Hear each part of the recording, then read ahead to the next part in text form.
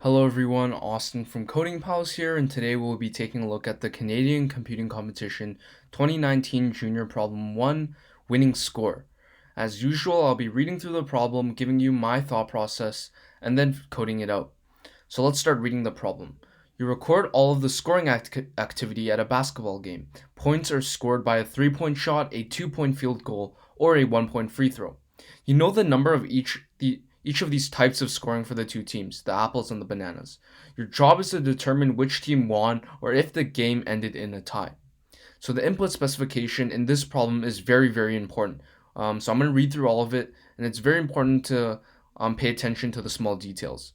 The first three lines of the input describe the scoring of the apples, and the next three lines of input describe the scoring of the bananas.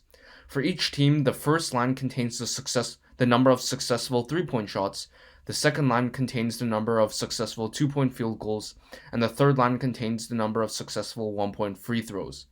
And each number will be an integer between 0 and 100 inclusive.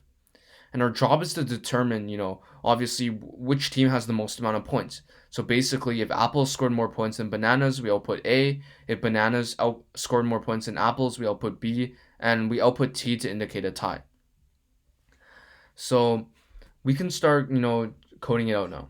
So we know that we have the apples go first, and the 3-point shots go first in the input. So we can set that just like that and copy and paste this.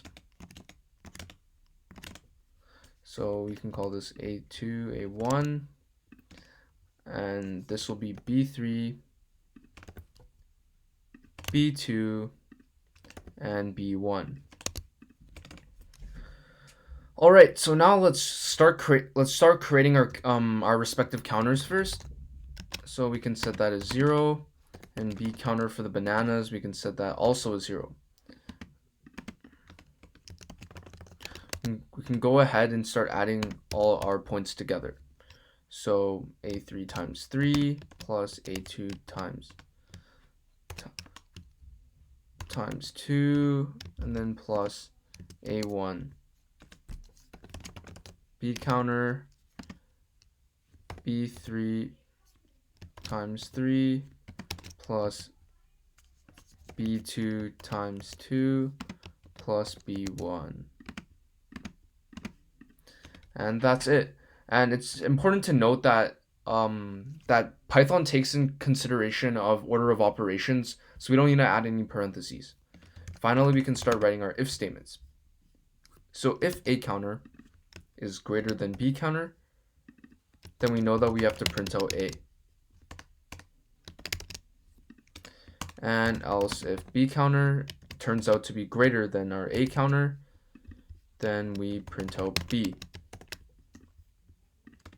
Finally, if all these if statements don't go through, then it will just revert to the else statement, and that will just print out a T to indicate a tie.